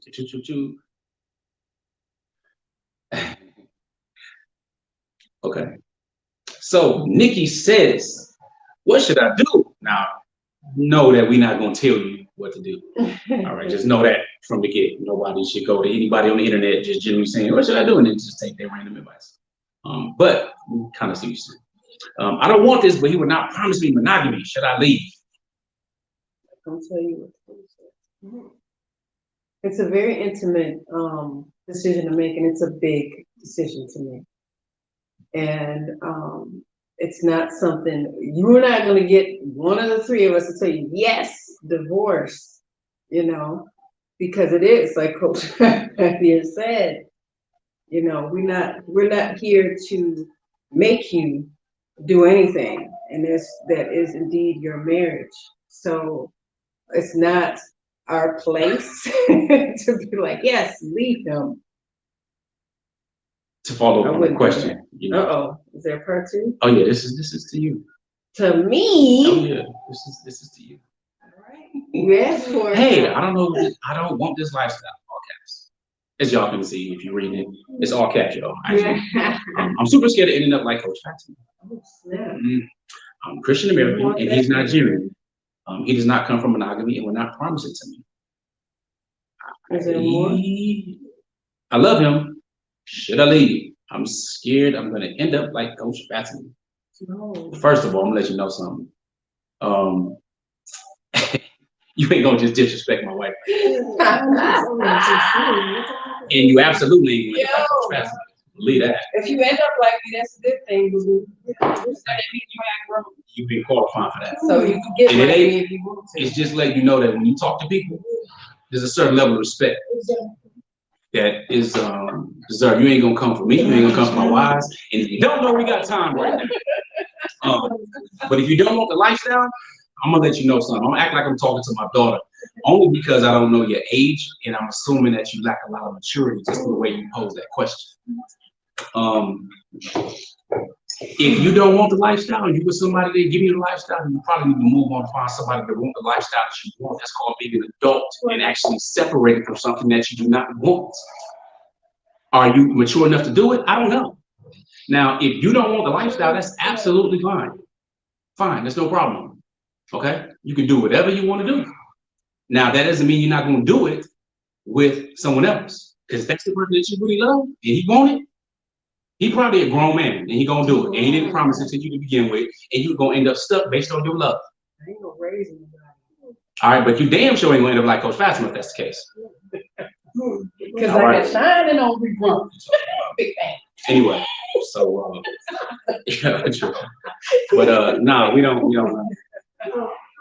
rock that. You ain't gonna come in with that, Nikki. You gonna end up that I knew this girl named Nikki. Anyway, so yeah, we got to go to a different question. So let's go to food lover, because we're gonna bring the energy back up. Focus on that. What made you leave the U.S.? Well, first of all, we're traveling. All right, we're traveling. So we are still considered United States citizens. All right, we have not said, oh, we're not coming back to this. No. What made us leave the U.S.? You know what? Just ask yourself the question: how many people want to travel? All right, a lot more people want to travel, right? And we're grateful to be able to have the ability to do so. And we want to show our children different things. We want to expand their minds. Now, on a surface level, there's a whole plethora of reasons we can talk about wanting to leave the U.S. I mean, come on. You know, I don't have any fear right now if I'm driving down the street and getting pulled over by some racist ass cops, getting, dealt with, being, some marches and just be there and so on and so forth, and the family get a settlement, but I'm dead in the grave and the family is dependent upon me in that system. Or before we left, like somebody super ignorant trying to test you, like test your manhood. Honey, you will end up in a chokehold and get kicked into a new life. So it's like you have to really practice restraint. I've seen as men have had to practice restraint, in America, especially where we're from, the upper Midwest, like the crazy driving and the disrespectful mouth. And honey, sometimes it's best for you to pull back from that. Raising young children and sons, you want them to understand that there's more out there than what they're seeing. It's a big old world, right? It's way more. You want to expand their eyes, their horizons, expand, their thought process, and let them see this is what it is, and the narrative is what they're trying to feed you. Yeah. It's so much bigger out here, a lot of the Most High made this world vast, not for us to just stay in one place. Visit it. So explore it if you can, please. There's a lot of reasons. You just need to ask us that. Ask anybody. You know what? Tina Turner. What's up? My good sis. Tina Turner did. For how many decades? You know what I'm saying? Madonna did. A whole lot of celebrities, right? Co-founder of Facebook. I forgot his name. So, you know what I'm saying? There's a lot of reasons to leave. There's so many reasons to leave that more and more people have been leaving every single year. That it used to be free.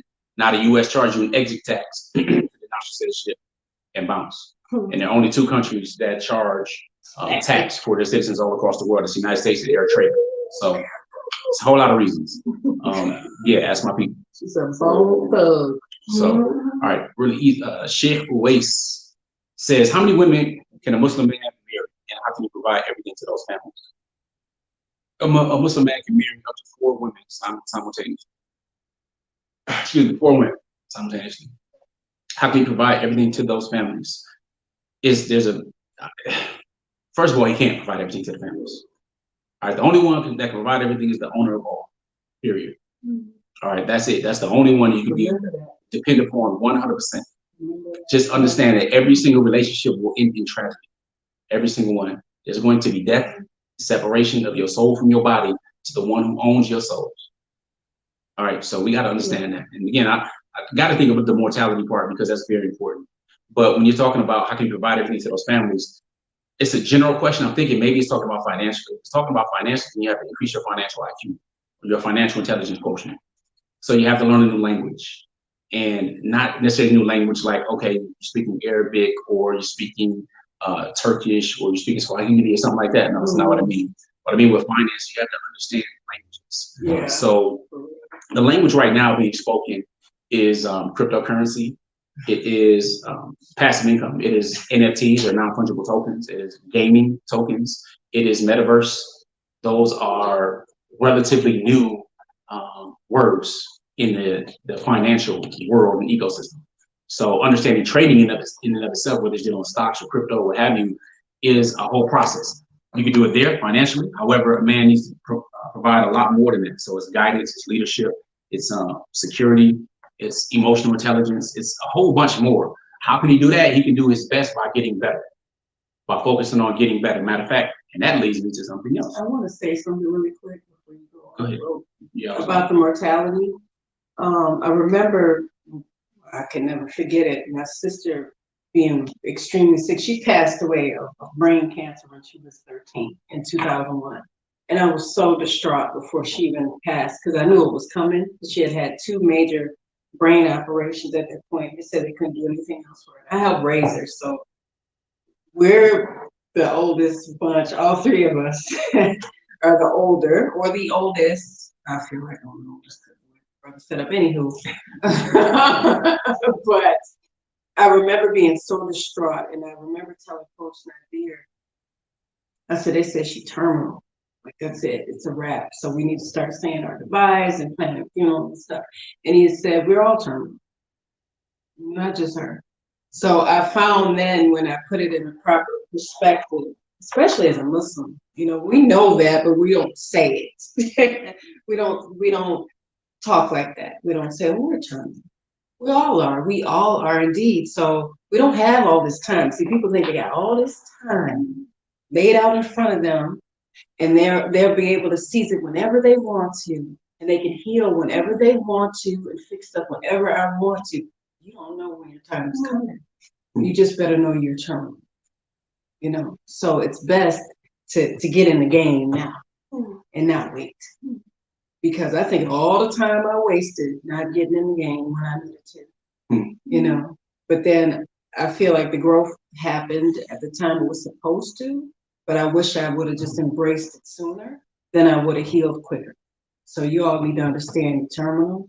You're not gonna be here always. Our grandmother said it to us, I ain't gonna be with you always. Our mother said it, I ain't gonna be with you always. So we better understand that, you know, and start our journey. And one way you can do that is visit. We're gonna talk about the fear, how to calm down from that comment. We're gonna talk about the situation. We're gonna talk about fear in a second. But in the meantime, someone asked for some different. Allow me to interrupt myself. All right, I'm Coach Nazir. You probably already know that because you're listening to me right now. But I want to let you know something. I conducted a series of 5 workshops. And I call it the Successful Marriage Challenge Workshops. I did them live. They have a lot of worksheets. And the reason I'm mentioning this right now is because a lot of people want to know how to take themselves to the next level as men. Okay, and the next level really goes from being a boy to being managed to a man of value, and then king. And this is exactly what we're discussing and I'm training in depth on in the Successful Marriage Workshops, the King's Edition. Of course, my wives have done the True Queen's Edition, but I want you to know that that is available. So make sure to click the link below to go to the site, or just simply go to outstandingpersonalrelationships.com/KSMC for Kings Successful Marriage Challenge. All right, let me let you get back to me. Peace. Go over there and look closer. All right, we're talking to IG during the commercial break. But also, Coach Ali, hey man, I appreciate you. What the brother says, you know, he sent 20, sent the dub, said, bring us to the challenge, just want to show support. Love what you and the family are doing. Way to be functional example of true policing. I appreciate you, bro. You know what I'm saying? It means a lot, especially when it's backed by some dope, because we had an emotional connection. But we do appreciate that, because I'm telling you, these 50 mil lenses and this other stuff, this stuff costs. But definitely appreciate you, bro. Now, talking about the fear, that's going to address a number of different questions too. How many wives? Okay, shake your waist. All right. So the lady's question that had so flippantly asked the question in fear of ending up like Coach Fatimah, which is a privilege. You have to address that fear. What is that fear? All right, because women have it. They say, you know what? Oh my God, I'm fearing my man's pressure, this, blah, blah. And sometimes they think they can be everything for their man. Nobody can be everything for somebody else, period. That ain't how it's going to work. None. No human being is going to, nor is it the responsibility to satisfy all of your needs, nor do you own anyone, even your children. Ask a mother who's pregnant when that baby in there doing alien stuff with the elbows and the knees and the feet and all of that. She can't control that. That baby's fight for their own independence. And that baby raise up and grow up and everything else, they want to do their own thing. They want to fight and do their own thing because they are their own humans. All right, we don't own anyone else. So if a person wants to do something, I don't care if it's legit, lawful, unlawful, halal, haram or not. If they made the choice to do it, that's on them. Now, whether or not you participate in that, it's totally voluntary on you. Give an example. Right now, I'm married to these 2 women, right? This is polygyny. Any one of these women or myself, we can either decide to just walk away and that be that. People have heard the stories of, such and such went to the store to go grab some bread and never came back. Ran off and left the kids and so on and everything else, their whole life, right? These things happen. All of your relationships are voluntary. All of them are voluntary. And they will terminate. So it's understanding what is it within you that you desire to get from a marriage. Similarly, you have some people that are married to firefighters. They work 3 days in a row, 72 hours in a row. They see their husband 2-3 days a week. But then you got somebody that work 8 hours, they at home every single day, and then they can't do polygyny. But if they got the new firefighter job, they can do that twice a week. I mean, come on. What really is it? Is it the conditioning? Here's the challenge. The conditioning that we get with the Disney princess syndrome, where there's a prince coming to save me, or women telling themselves that I deserve everything, I can go my standard, I'm gonna do all this type of stuff. We get conditioned where your belief system become like this, like Velcro. Velcro just pressed real hard together, right? And then when reality strikes you, you start recognizing, oh, the world is different than this old Disney special. It starts to rip apart, and it's hard. It's not just Band-Aids, strong Velcro. And ripping that mug apart can really bring some raw nerves and some feelings and some deep things that need some healing and some education from beneath that surface. You know what I'm saying? So one, polygyny is simply a form of marriage. It is not something dishonorable. What's dishonorable is the willingness for people to put up with garbage and trash, with cheating, with deception, with diseases, outside, all of this type of stuff. And many women, there's several different YouTube lives where people were going and asking women, would you rather your husband have a second wife or just have an affair? Many was like ongoing affairs. I was on a TV show. I forgot the name. Whatever. Tell me some night show, whatever. I was on some show on a panel.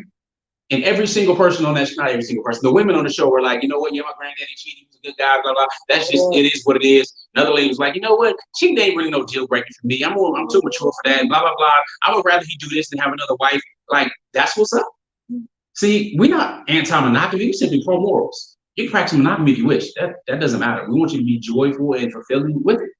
But at the same time, you don't need to be flippant or just about anything else. But if you do feel a certain type of way, you got to find out why. What's up in there? What ideas and concepts have I been taught, fed, believed, and I took hook, line, and sinker, where I got an issue and I'm scared and fearful with it. First, if you're a woman and you think that you can be everything for your man, you can't. Just like a man can't be everything for a woman, and men and women are different. We ain't got no biological clocks. You know what I'm saying? You're not available every single day of the week, like a man is available every single day of the week, for example. These just basic little things. You know what I'm saying? So men and women are not the same. But try to address that fear and see what's really going down up inside you. Because many times it's a fear of what other people are going to say. It's a fear of something working. A lot of people don't want polygyny because what if it works? What if we're peaceful? What if we end up growing a family together? What if we end up growing together? What if I end up liking her? What will the people say?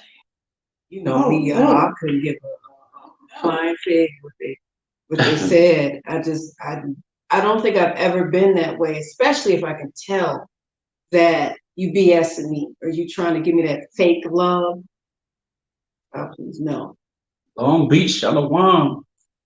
Shalom, Salam, Hotel. What's happening? These beautiful eyes. So, let me see. How to find women for polygyny. Scroll up. You have a woman asking how to find men for polygyny. So, we ain't matchmakers. It's not easy here. I tell men this: become more attractive. Become more attractive. What is this? All right. So by becoming more attractive, that's how you find women available and that want you for polygyny.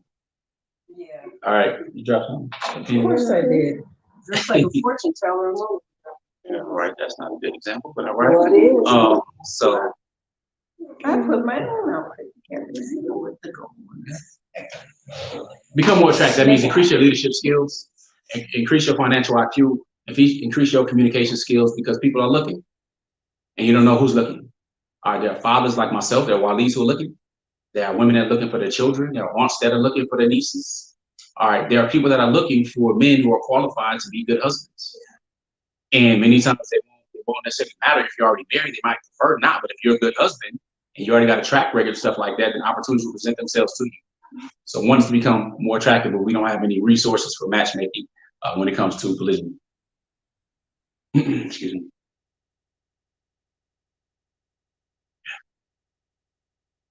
You end up like me. quote of the night. Well, Of the- what's funny is that she had to say, I don't want to end up like Coach Fatimah.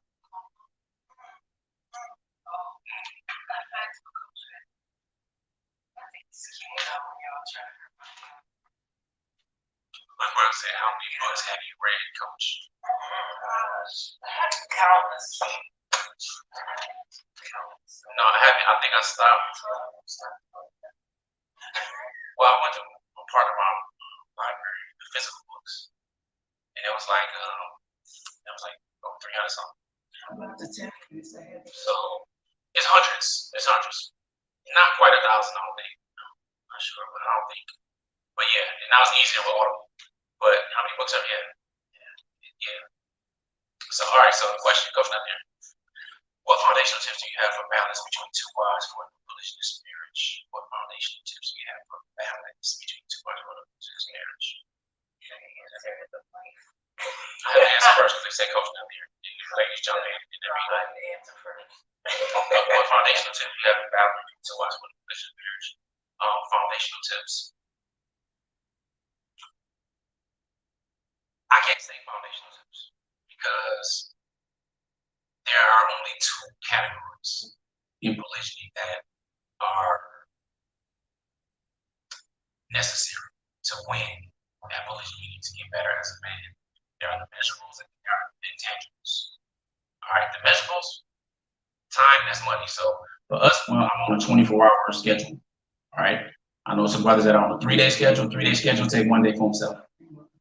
All right, you got some, some they go on months because he's out the country or whatever, different state. So I'm on a 24-hour schedule. I like to see my entire family every single day. Everybody has access to me 24 hours a day regardless. All right.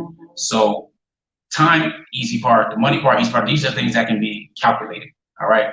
But it's the other pieces. So it's the communicating. It's the making sure you're not bleeding information from one house to the other house, making sure that if something's not going right in the house, somebody might be sick or not feeling well, that energy doesn't drag into the other house. It's those things. You know what I'm saying? So, I mean, foundationally, I would say one word, and that's discipline. Yeah. That's discipline. That's the whole function of a man of value is discipline. Okay? You don't have discipline, you have nothing. And as Muslims, I mean, we got discipline already caked and built in to the now keep in mind, we weren't always Muslims, we used to be Christians. And Christians who knew and studied Christianity, I was raised in Christian school, studied the Bible, catechism. I know the Bible extremely well. All right, that's what led me to Islam because I'm like, first of all, I'm gonna disprove this thing in Islam. I'm gonna go over the whole conversion story. But Islam says, look, you pray 5 times a day. This is time to pray. This is how you must wash everything before prayer. This is how you must pray. It's the language that you have to pray in this direction that Abraham, his first son Ishmael, built the first house of worship. So discipline is baked in. Ramadan, you fast from dawn to after sunset. So it's baked in, but discipline is what it is. So that's my part. If you want to chime in here to give the person. I was going to say that. And then another piece of that, we don't, as wives, the other layer of that is whatever he has to do to balance out, providing for us all, we don't stand in the way of it. So then we don't create these obstacles and make it harder for him to do that. So for example, if one of us is sick, if our children are sick and he needs to be at a hospital, if he needs to be at a morgue with one of us who've lost someone, we don't go, what's my day? You're supposed to be with me today. And we don't do that. And we've never done that. So I remember, and we've talked about this before, my father was buried on a day that Coach Nazir was to be at their home with Coach Nyla. He went to the funeral. And whatever funeral she had to go to, he went with her. And we didn't go, I can't go to the funeral. My day. We don't do that. So whatever, so we help support the balance that has to happen in our family. We all help support it. So he can't do what he needs to do if we're the obstacles that are in the way. But what he needs to do helps us all. It's not just a self-serving thing where, he's the star and wants all the attention and all that. We just, as a family, try to support each other as best we can. We've all 3 been in hospital and been sick, and our children have been sick. So it's important that we all help with that balance. Because I see that sometimes. Well, he went to the thing on my day and it's an emergency. I'm like, y'all, it's an emergency. You know, respect that. We got a few minutes left. Some people saying there's some sound issues on Facebook. We don't have a way of really checking that right now, but we are streaming on YouTube. So if we good, let us know we good. If it's not, maybe it's a glitch in the internet or something. But we already been here for a little bit. So we got a few more minutes, so we're gonna try to get through these a few more questions. And first we're gonna go to Nikki. Though she's explaining herself a little bit. She wasn't trying. Just thank you. I wasn't trying, and I've been watching, trying to see the blessing she went through her. And I know I don't want this, but thank you. And then she says, right, he won't promise monogamy to her, but thanking me for talking to her like a daughter. And sorry to your wife if she felt disrespected. We was all disrespected, but appreciate you for clarifying stuff and everything else. There are some videos. These ladies just did some videos about pain and polygyny, and maybe you watched it. Maybe you should watch it again if you have not watched it. And just pain in general, being human. Nevertheless, we appreciate you saying that. So Maymuna says, please consider providing a paid service to help people who are seeking polygynous marriage. Says, listen, this is what we're doing. We want to help people first be able to get it right. Whether it's polygyny or monogamy, get themselves right so that when they do get into a polygynous relationship, that they can be successful at it and have all the tools and strategies that they need. Because sadly, we're not even getting enough traditional premarital counseling and strategies for people who are qualified, successful at it for regular marriages. So we won't be doing that, especially with polygyny thing, when we want to focus on at the foundational level with helping people get it right from the beginning. It's a good idea. I think someone should do it, but it's not going to be us, what we're trying to do. Give people an emotional and mental maturity first, so they can make sound decisions. Do those things and understand better than what society is putting it out there to be. So we can be intentional and make our own decisions and not let the noise affect us. Sure. All right, so let me see. Grand Rising Kings and Queens. What is the proper approach for my wife and I to introduce my teenage children to a possible new wife? Again, some things may not necessarily be right or wrong. So I would suggest having a conversation about them about marriage. Okay. When we only think that there's only one form of marriage, again, here's polygamy. Polygamy is a general term that means that a spouse has multiple spouses. All right, now that's too general for us because yes, we practice polygamy, but to be more specific and clear, we practice polygyny, like this headline says right there, right? Polygyny, from right there over there. It says polygyny, right? Polygyny means a man who has multiple wives. Yeah. Then there's polyandry. That means a wife who has multiple husbands. You do whatever you want to do.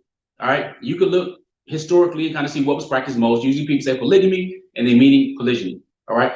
Why not have that conversation about different types of marriages that have existed throughout history in different cultures and simply say that you're considering that, or if you've already married that, then that's what you are choosing to practice. Because that gives them the ability to research on their own, to think about it, to go through it, to see the historical context and all of this stuff as young adults, some teenagers, and then go ahead from that point and that's what you decide. You're older, you likely knew it beforehand, of course, but just because something is normal doesn't mean that that's the only route or the only thing that's out there. That's what I would suggest. You have anything different, right? I'm gonna add to that. Okay. All right, and so Ahmed says, Coach Nazir, as a young man who's not married but is intending to practice polygyny, how should you prepare for this lifestyle? I would suggest going to our channel if you're on YouTube, and yeah, you're on YouTube. I have a playlist for men and manhood stuff. Go to day 1 of the Successful Marriage Challenge. I actually put day 1 on there as a free bonus. Start there. All right, start there. That will really help with understanding. Perfect.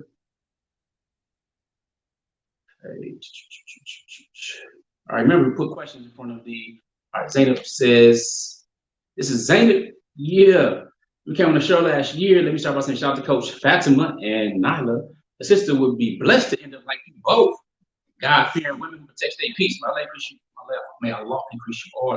Ameen. Because then you need to do some King's training in New York City. Your brothers on the East Coast are struggling. We got the internet. We have the internet. All right. And you want some of that information, then let's go here. All right. So let me see. If you don't have any more comments or questions, again, we're about to wrap up in a couple of seconds. It's late for us. It may be early for you, and we still have to get some things together. All right. So let me see. Facts on facts on facts. Dope law. I actually wish that if we had more women like Coach Fatimah, we could actually have more powerful, pro-moral families in society. Family works and is the best. So somebody told me I was Project Tough. I'm gonna take that as a compliment. They said I'm a rider. So Coach Fatimah, a rider. Project Tough. I'm like, wait a minute. Rider. Yeah, you gotta understand where we come from. You see, you can't be out here just flipping off at the mouth like that. That's not cool. And even if you get many, you just gotta think about your words. Words have power. And even, especially when you don't understand it, can cause issues and challenges. And usually the person with the microphone tends to win. And we don't want the mic right now. But we addressed it, so it's good. All right. So J-Lo says, it's very hard to help people to get married. Facts. All right. Hard work and lack of engagement of people open to know people. No, indeed. So, Sister Tisha or Tisha, either one. Love you guys. And Fatimah, and have a sister wife also. Poly gang, right? J-Lo gives y'all virtual hugs. Okay, it looks like we're wrapping up. No more questions right now. Again, we appreciate all y'all. Shout out, to, we see my man's, his comments. Oh, yeah. Shout out to, the love, the love shown. I mean, Coach Ali, my man, shouting out in the super chat along with Dope Law and those who, have already supported those who are already students in the different courses that we have. If you're not familiar with it, again, you can go to outstandingpersonalrelationships.com/store to find out about our coaching courses, manhood courses. Yeah, I just slow it down. It's that time. Our True Queens course. The bundle that we have for the Successful Marriage Challenge workshops that we created. We like to put the resources out there, and we don't have a lot of time to do this. I mean, this is a special thing. Like, we almost 2 hours in this, and it's been a while. Again, we travel the world with our family. We like to have balance. So, we got to shut all this stuff down shortly, but it's been a pleasure, it's an honor to really give. Anything that was said incorrectly was definitely for myself, and I ask your forgiveness for that. And prayerfully, we are able to, benefit more people and continue doing what we do in this process. Any final thoughts? Just thank y'all for the love once again. We plan to do more of these, so we don't plan on ghosting you guys. No, but I mean, if you're already members of the Relationship Mastery Inner Circle or with counseling and stuff like that, you already have these extra bonuses. You already have our private live cast and everything else. So we like to do the things publicly, but at the same time, we got a family. We want to create more products and want to get these things out there. So shout out to all the students, those of you who have made the purchases, those of you who contact us and email us and sign up. Again, we appreciate you that much more because you're allowing us to continue to get the word out more, to get the equipment, to benefit the family and everything else. So again, we appreciate you. Love y'all. And maybe not all y'all, but we like to have fun and joke around too. So we do.